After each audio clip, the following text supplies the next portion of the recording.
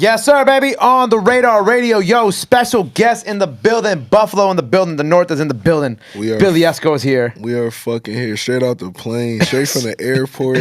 Welcome to the show. Bless, man. Thank you for having me. What's popping? What's popping, man? The story of this interview is probably going to be crazier than the actual interview that's itself. A fact. I mean, shit, anytime I get on camera, if you know me, you know it's not just the easy path, whether it's my choice or not. That shit is going to always be some elusive way, you feel me? Exquisite patterns to get to the you feel me, to the finish. We were supposed to do this like 2 weeks ago, and then I think you missed the flight, right? I missed the flight the first time.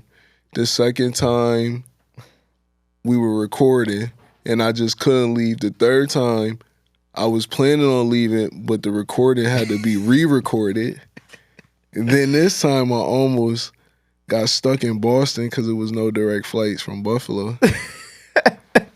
Where in the world is Billie Essco? You feel me? We right here. We actually made it. So cheers to that. We got some champagne because I felt bad because he just got off the flight. You know what I'm saying? He's leaving literally New York in the morning too. Facts. He came here just for this. No, so I have to make sure that we are a big part of your album rollout. Thank you, man. Yes. This Friday, Where in the World is Billie Essco? No, next Friday. Well, we're saying this Friday. Okay, on, yeah. You know what I'm saying? True shit. Y'all know what's going on. This the plane talk. But yeah, because we got something special coming out this Friday. So be on tune. Well, last Friday or whatever the hell. So by the time y'all see this, we taking over every Friday in April. So it don't matter when you watch this. Every Friday in April gonna be monumental. You feel me? So what is the special thing that you have out then? All right. So today, or when y'all see this, it's out already. What is it? The 4th. You feel me? Shout out everything for Weez. Let's get this, let's put that on the air first. My brother Weez, you feel me? Gotta throw our foes up. So the month of April being the 4th month is very special to us just because it's got the 4s in it. So we always throw our 4s. So with that being said, today we put out the first single. I wouldn't say it's a single, but the first song off the project. The first song off the project. And that's that War Ready. And if you feel me, if you know about the dancehall culture, now I'm West African, but shout out to the Jamaicans, the West Indians. I mean, we in New York City. You know what I'm saying? It's hard. Like I'm Puerto Rican, but I know what's up. Shout out to everybody I went to college with, my Buff State family, my UB family. So man, we referenced the monumental sound clash from you feel me, Movado and Vibes. And I just felt like that was a signifier to like, man, I'm ready. Word. I'm ready. Like, I've been all around the world and in myself, and now I come out like Vibes on stage, like War Ready. You feel me? It's hard. I like that. Yeah, so that's how you dig. And then, man, it's just time. It's time to actually start rolling out more music. Mm-hmm. It's been a minute since my last, like... solo project. Yeah, you feel me? 2019? 2020. 2020. Yep, 2020 was Escargot. Yes, 2020. And then before that was Aesthetic Raps. That's what I was thinking of. Yeah, Aesthetic, I love Aesthetic Raps because, like, man, that was like a fuck it album. I'm going to come clean. But it's crazy. And it's like not in the music, but more so at that time, just where I was at in music. I'm not going to lie. Like, I was kind of like stressed out with it. Mm-hmm. You feel me? Because, like, during the Aesthetic Rap period. Yeah, because I mean, some people know, like, people picked up my story in different places. But I've been making music, like, I'm professionally since 2005. The first time, like, we had a demo, it was me, my cousin Camouflage Monk, my brother AC, and my mom was actually our manager. She put together a little group. We had a whole shit. So we was really out there since then. So by 2019, I had done a lot of things, accolades, but it just felt like I'm not satisfied. Like, and it was just, I felt like I'm not doing what I'm supposed to be doing yet. Like, I'm doing it, but I wasn't seeing what I did. Right. So at that time, that's how I was feeling. And, when we dropped Aesthetic Raps, it was kind of like, shout out my boy Ahmed Musa. He like my partner, my creative director. And he just was kind of like, yo, bro, you don't make lifestyle. I mean, you don't make like just regular music. Mm-hmm. Like when you listen to my music, it's more than just like me talking about clothes or chicks or whatever, it's like whatever I'm explaining is very detailed and is descriptive and it's like painting a picture. So he like, bro, it's an aesthetic. Right. You feel me? So I'm like, cause I was gonna call it some other shit. Like, and then he like, nah, aesthetic rap. So when I made that, it kind of was like, and then a couple months later, I went to Paris for Fashion Week, and that kind of flipped the script on everything. You feel me? And then Escargot came. So yeah, so now we here. You feel me? Where in the world? It's Billie Essco. I'm just gonna keep saying it. No, you got like, to. like a little subliminal. So who is on this project with you? Man, so honestly, we light on the features on this one. So we got a plan to roll out for a couple projects throughout the year because one thing, if you know about me, I never really put out a bunch of projects throughout the year. I've done features and I've done a lot of other things in the creative realm, like directing, creative directing, styling, my own brands with Cafe, you know, co-designing for Buffalo Kids and other stuff. So I was always doing clothes every time I wasn't doing music. So with this one, it was kind of like when I was traveling a lot, I wasn't really doing music with people I normally did. So I got my boy MC Tay on here. He from Cleveland, but he live out in LA. And when I tell you this dude, he run out with Dr. Dre a little bit, and like, dude is ill. Like he got that Midwest swing, like he ill. So me and him collabed on some shit. I got El Camino on this joint. Shout out to the homie. And then who else is on here? I got a special feature. I ain't gonna give it away yet, but well, I mean, you could give it away now because it's coming out the week that it's out. Yeah, you feel me? I gotta peep it because honestly, with him, he like another artist. I will give you a hint. He's another artist that delves in the painting and the fashion, you know, himself. So it's like me and him started kind of like this art money type of thing where it was like when we started talking about art, and I ain't saying we was the only ones, but really getting into depth with like your art history, like knowing who Jackson Pollock is and knowing who, like, what Andy Warhol and the Factory really did, you know, learning about like Basquiat through the years and like more in depth than just seeing it on T-shirts and on commercials and Uniqlo collabs. It's like, Uniqlo collabs. You feel me? It's like we really was in them art galleries and it transpired into a whole culture. And I feel like that's what the world's seeing with Buffalo Kids. Like Wes and them cracked it.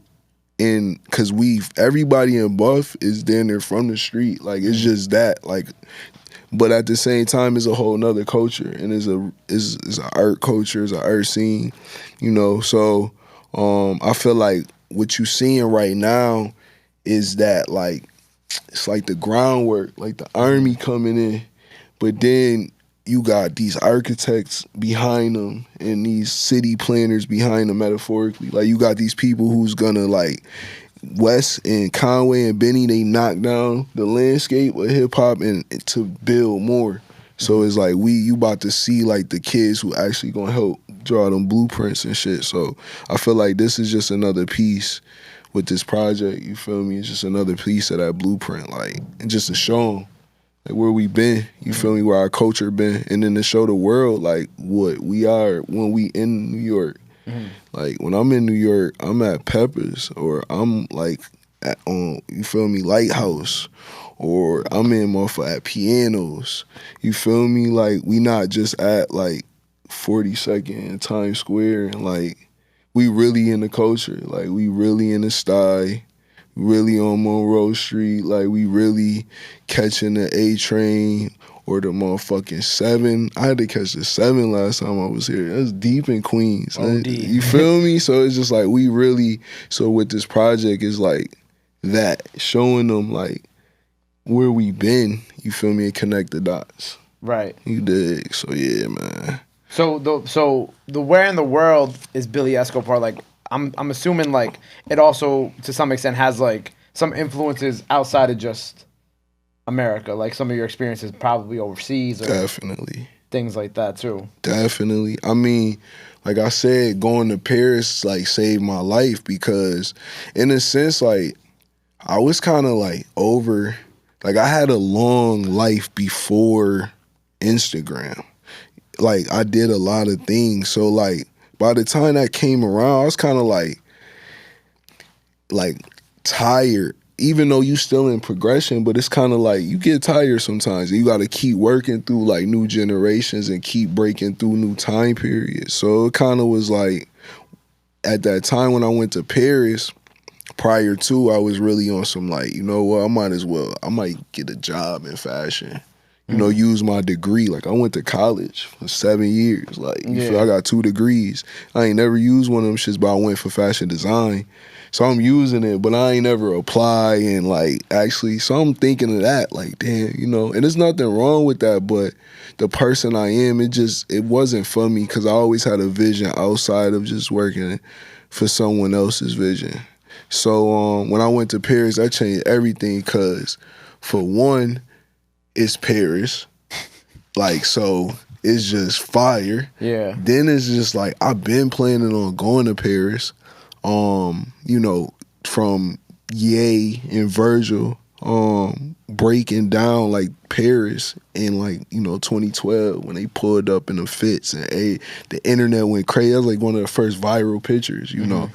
And then to go and see Rocky go over there in like 2012 and 13 and 14, and it's just like a few people. And then to see like Barry mixed with like Skepta and the kids from the UK, and then they got they scene in the Pigalle. So just to see like Paris and its evolution with like American artists, you feel me? And during that time, I just was always like, I gotta go.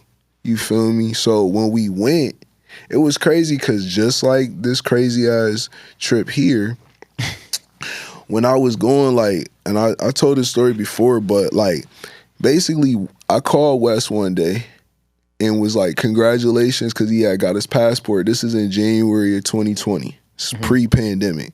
So I call him like, yo, congratulations for getting your passport. That's, you know, that's big for a felon to get. You feel me? Not a felon, but it's like they go hard for that. They try to hate on you just cause. So I'm like, however you got that, man, good, congrats. You feel me? I'm like, now you can go to them fashion shows and just go overseas. Like, you know, everybody knows that Griselda fans is worldwide. So like overseas, as you just seen Conway and Skis and Love and Drumwork go over there and tour and go, you know, sell out every show. It was like we knew that it was gonna be like you know, some type of like welcoming going over there. So I'm just like, yo, you go over there now, that's what's up. He like, I'm going Monday. Mind you, it's Thursday. I'm like, what? I'm like, oh man. And me knowing this is Fashion Week. So I'm like, damn, bro, you about to go for real? So he like, yeah, I'm going Monday. I'm like, well, shit, if I could get my passport in time, I'll meet you out there. I'm just like, so at the time, bro, like I was staying at this hotel, it's called the Aloft. It was like a newly built hotel. So I was staying there on like my Kanye at the Mercer. Like I'm trying to get my hit, like I'm locked in, right? So I'm in there, and mind you, I'm just spending all my bread just on this fucking hotel. Like, so I'm just in there. So we had a show on Saturday, right? So we did Esco and Friends on Saturday. Shout out to my partners Donnie and Gabby Arthur, because they helped me put it together, and my boy OJ. So we put it together. Saturday we do the show. I take the little bit of like little flip money, put it all in merch. Usually my merch go. You feel me? I've been selling clothes, so I'm like, the merch gonna go. I'm gonna take this money, flip that, go to Paris with it. Little pocket change.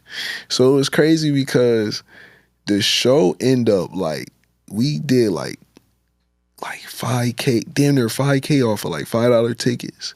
But like the merch didn't sell. So I'm like, what? But I didn't expect the door to go that crazy. Like we did a great. So I'm like, bet. So we took the bread, and that Monday I went to the passport agency. So I go there 9 a.m., apply for my passport. They like, come back at 12, we'll see what we could do. So I'm like, all right, bet. I go back to the hotel. I pack up everything. Mind you, I got mad shit in there. I got studio equipment. I got clothes from like 3 weeks. Like, so I pack up real fast. Go back to the agency at 12, right? So at first it's like mad quiet. It's just like it feel like damn, I'm about to get it. Like, cause they told me if you come early enough, you might get it the same day. So I'm like, I bet. So end up getting it. Now it's 12 o'clock. I get my passport. I gotta buy my ticket, 2 pairs. So then I gotta buy a ticket. I found a cheap ass ticket. I don't know how that was all God, cause that ticket was dumb cheap round trip. But the catch is I gotta fly out of Toronto. Now Toronto is an hour and a half from Buffalo. If you make it through the border in time, mind you, it's 1 o'clock on a Monday. Everybody's at work. I can't drive my own car because I can't leave it. I'm like, yo, how the hell am I gonna get up there? Shout out to my moms. She's just like, yo, cause I call everybody. Like, yo, I'm trying to go to Paris. They not even believing me. They like, all right, everybody's at work. So my mom got off of work, drove me over there. Somehow, I done been to Toronto hundreds of times. My dad lives there. I've never made it that quick to Toronto. Really? Okay. Get there smooth, right? Get there. And I'm sitting there like, damn. Now, my mans, D-Jack, that was going with us, they end up being a little late. They got stuck at the border. But the label was paying for them. Nobody knew I was coming. Like, I just told them I was coming. Like, I'm not accounted for it. Like, I'm the homie, but like, I came here, like, I move how I move first. And people know that, so they just expect me, like, all right, he actually might come. So I called West, like, yo, bro, I got my passport. Like, I'm gonna see you in Paris. He just started laughing, like, all right, bet. So then, shit, we end up flying, get to Paris. So the next day we get there, I don't know what's going on. Like, they didn't tell me nothing. So when we get there, Paris it hits like, yo, you're here. Like, this is like, forget the music, forget who you are. You just made it. Like, I'm a black man from the east side of Buffalo, New York. Like, to make it to Paris alone is like, no one in my family ever went to Paris except for my father. No one ever went. So, like, to me, that's like, wow. Big step. You feel me? Nobody in my hood went to Paris. Nobody, you feel me? So it's just like, mind you, I was just in Buff like Thursday, like, you feel me, on my last. Like, I got to make some flips again. So, fucking, we get there. Then shit started coming out. Like, oh, we got to go to the Off-White fitting. I'm like, really? Okay. You know I love fashion. And Virgil, what? That's like, come on, we connected. Like, that is. So I'm just like, bet. See Pop Smoke for the first time. God rest his soul. Just randomly. I didn't even know what he looked like. This is right when Dior comes out. Right. So it's kind of It's like when he had that blue Louis Vuitton Off-White coat that he coat. didn't want to. The story is that he didn't actually want to wear it because he thought he looked stupid in it. Facts. But then they convinced him to wear it. Yo, and that's how it was backstage or at the fitting. Like, he had to go and get fitted. So when he was leaving, we came. And when we went in there, like, it was some looks that, because I went, mind you, I'm not supposed to be here. Like, I'm supposed to be here. But, like, you feel me? They don't know me. So when I walk in, I look at the model board. And the first model on there is my boy Audie. He from Buffalo, too. But I'm like, what the fuck? Like, now, Audie models, but I'm not expecting him to be the first person I see. So I'm telling them, like, oh, that's my mans. They like, word. So they fit in, you know, West with things. And he on the same thing. Like, I don't think this look good, like this and that. So then I come put my little 2 cents in. So we find the right fit, whatever. He get comfortable. After that, we leave and it hit me like, damn, I'm seeing Off-White before it comes out. Like, that shit is monumental to a person like me. So we go to the Off-White show next day. And we get there late in traditional Buffalo fashion. We get there late with blunts in our hands, right? So when we get there, all the photographers have taken Where do y'all pictures. get weed in Paris? Shout out my boy. Sorry, that's a real question I had. My bad. I ain't gonna lie. Yo, they $500 ounces too. I don't know. Yeah, bro, we pay for it. So listen to Pray for Paris. Every single line on that album really happened. So That's crazy. $500 ounces is real, and we had to pay that twice. I was pissed. I would have been. We smoke a lot too, and it was just me and West that was smoking, but me and him smoke a lot. So it's like an ounce, 8 days. $500 for an ounce, bro. It's like, what you gonna do? Okay, respectfully. You feel me? It's like you in Paris for 8 days. You have no weed, because I ain't gonna front. I was not about to take that chance, and I thought about it. But I'm like, I'm already risking it by just doing all this other shit. I'm not gonna do that. Like, I'm just not gonna mess up my chances this time. And yeah, we actually found weed fairly quick. You know, it's funny because no matter where you go, you gonna find weed when you get off the plane. Like, that's one of the first calls. Like, food, weed, a ride. You know, if you got something there. Other than that, it's like, then we get the, you know. But yeah, so we got weed, whatever, we was mobbing. Second day, so when we at Off-White, photographers, they see us. Mind you, Wes is ski mask down, 100, not really 100, but you feel me, $1 million worth of jewelry. And it's like, we got the biggest security, we got the biggest person in Paris. My boy Lamb is like 6'5", 450. So it's kind of like, who the fuck are these people? Now I come with the beret on that I found that like the Mart. I found that while looking for a charger. When you go to Paris, get a universal charger. It'll save you a lot. Just get another SIM card so it won't mess up your data. I had to learn the hard way. My bill was crazy when I got back. But yeah, man, and then just like, you know, the next day we end up meeting Virgil backstage. You know, and it was just like a full circle moment for me, for Wes. And then it was very like humbling that like that Virgil like really included me in, you know, what was going on backstage as far as like just, you know, when we was in the picture, like I was letting them rock. Like, you know, I'm here, but respectfully, and they like, nah, they waved me over to like get in the flick. So it was just like respect because like I look at Virgil as somebody like, that helped me narrate my path. Like he just helped me like highlight some points. Like, okay, it's like kind of like you walking in the same footsteps and he like put the chalk down so you could see the steps. Like, I get it. And he was one of the people that showed me like I wasn't tripping on what I thought and like what I was doing. So to meet him and to get that full circle moment was dope. And then the next day we go to the Louis show. And that was like, you feel me? Cause that was different. Like I ain't gonna front. That was the most Hollywood, but it was fly. Cause I mean, it's a mile long, like walk just to get to the venue, and it's nothing but photographers. They just follow you the whole time, and it's like people screaming, "Look here, look here!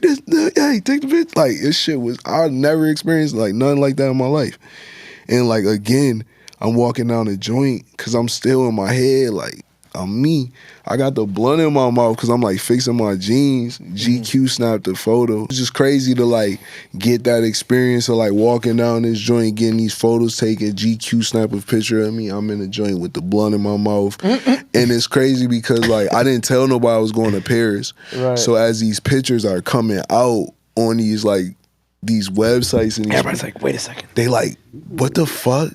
Like, people was calling me crying. Like, I couldn't understand, like, why?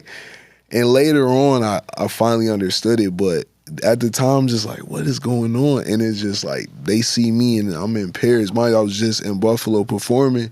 You represented them out there. You dig? The whole city, man. We did that proudly. I ain't gonna front. We made an entrance that would never, it could never be duplicated. You know, people done things in different spaces and weeks and all that, but man, that Buffalo and Paris during that time, that was, that would be echoed, you feel me, forever, man. So yeah, that changed everything. What did Virgil mean to you? Because I'd seen, obviously I saw a bunch of posts and whatnot around the time that, you know, he passed away, along with Virgil, of course. But what did Virgil mean to you? And obviously after the fact, y'all had spoken and whatnot too as well. Man, so I feel like, Virgil was like, I was taught as a youngin', never idolize any man. You feel me? Like, look to people to like give you perspective in the game, have OGs, but so when I came into like contact with what he was doing, it was kind of like around the Ben Trill days, and it was just like he kept showing me that like the ideals that you have from the gut can actually work if you know how to work them. You feel me? And how to like utilize them in the information. Like he was a person that could show you a black man's perspective in a world of architecture. He could show you how like a Jordan sneaker is as exquisite as a Michelin star restaurant or some shit like that. So he just always kept showing me like the things that I was thinking wasn't far off because they was working. And on top of they was working, they was inspiring generations, and it was affecting and changing the landscape of like hip hop and fashion. So it was just like, for me, it was like a signifier. You feel me? And then when I met him, it was just like a homie. Like, oh, you feel me? Like, you cool. Like, you actually cool. Because I done met mad people, and like, they don't always be cool. They could be smart, and you know, they could be very creative, but they ain't cool. You feel me? And I just appreciated the fact that he was cool and that he was like welcoming. And then after the fact, like, we just kept in contact through Instagram, and it was briefly, but when we did, it was only like when I had questions that I just needed clarification on for things he was doing. Okay. Like, I would see a collection, and I'm like his last collection almost foretold in a weird way. Like, if you watch the last collection, the Louis Vuitton, I think it was 2020, no, it was 21, 22, the summer joint, when he sampled Wu-Tang with Jizza in it. And like, that kind of foretold like almost like his passing in like the passing of the torch. Like, you have to watch it, but it was very like conceptualized in like the death of the father leads to the birth of the son. Like, you gotta like pass the torch at one time. So like, it was kind of crazy when he did pass because it was unexpected to all of us. Right. And it was just like, for me, it hurt. I didn't know him that deeply as a friend like that, but just because I wasn't gonna be able to see what his next move was. You know what I mean? Because his next move always resulted in some type of progression of the culture. So it was like Nip, like it was like that, like the voice of like a certain type of group of people. You feel me? The voice that Nip spoke in.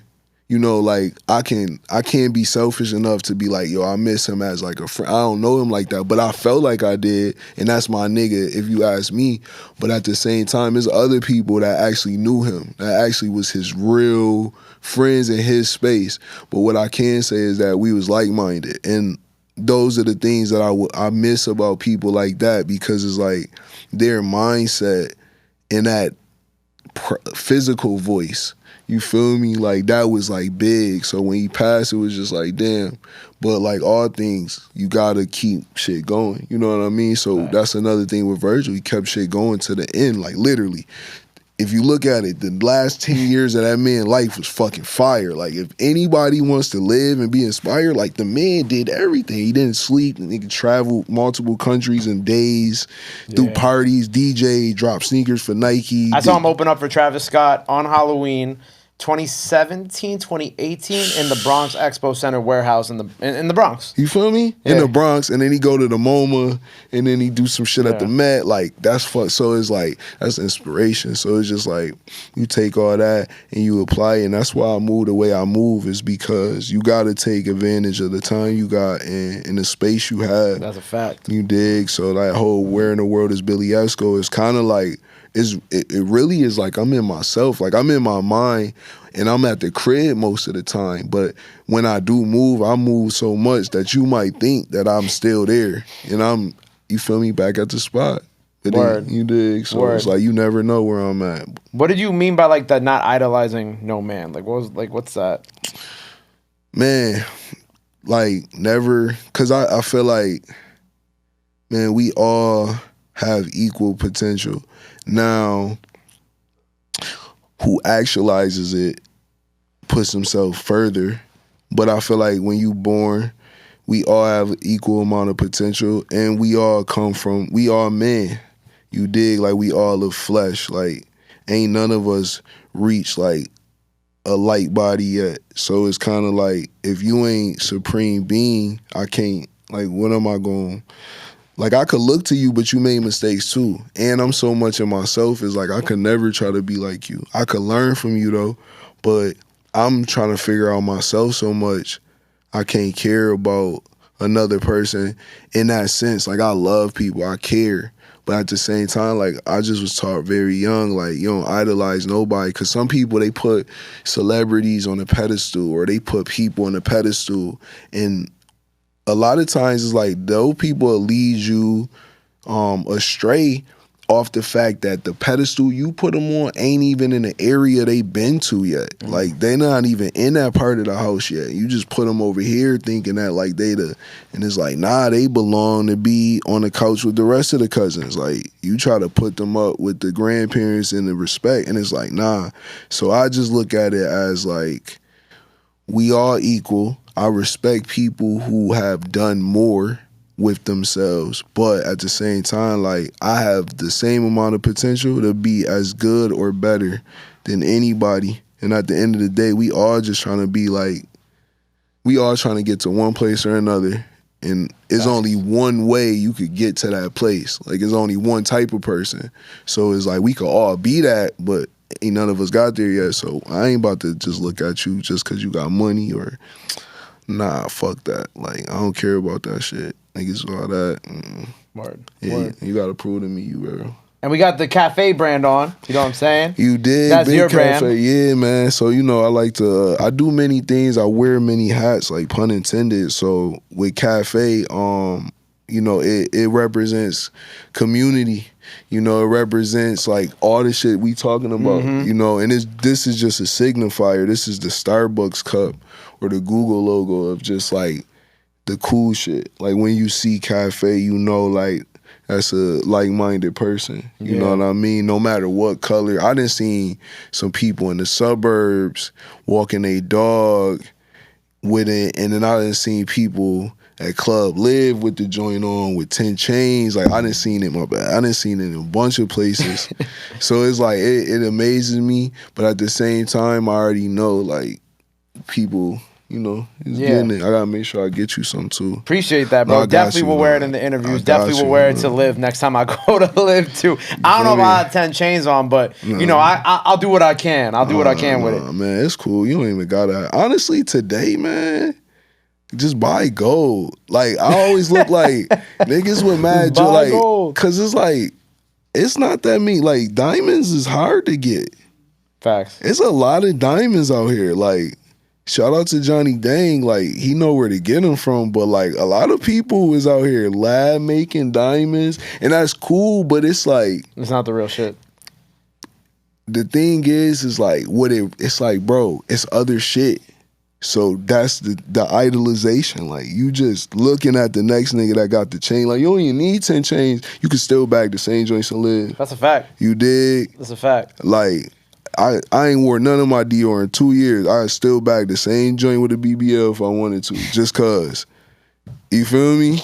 So it's just like, you could do it too. And that's why I'm trying to say, like, everybody can do it, and it's certain ways, but we all could create our own fire way, and everybody would just be like, it'll be, you know, it'll be more unique, it'll be better, and a lot of people will feel better about themselves. What he's trying to say is you don't need 10 chains to bag a don't. girl with a BBL. You don't. To